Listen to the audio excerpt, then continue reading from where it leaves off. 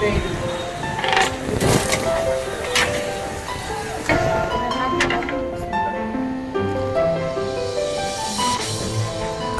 আলাইকুম, কেমন আছেন আপনারা?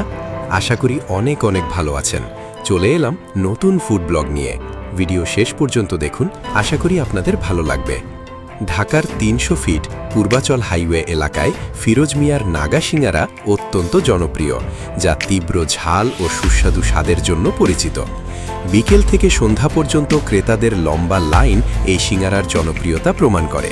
এখানে প্রতিদিন হাজার হাজার সিঙ্গারা বিক্রি হয় এবং এর বিশেষ মশলা ও নাগামরিচের ফ্লেভার মানুষকে মুগ্ধ করে। এই দোকানের সিঙ্গারার স্বাদ একেবারেই অনন্য।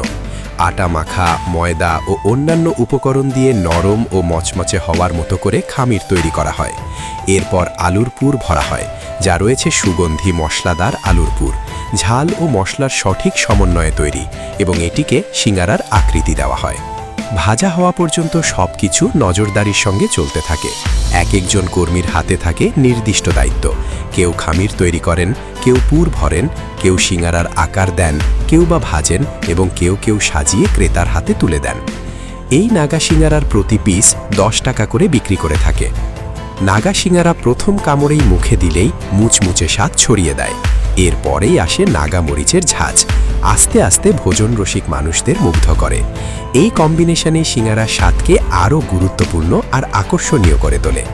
এটি মূলত একটি রাস্তার ধারের স্ট্রিট ফুড, যেখানে ধানমন্ডি, মিরপুর, উত্তরা ও পুরান ঢাকা থেকে মানুষ এসে ভিড় করে।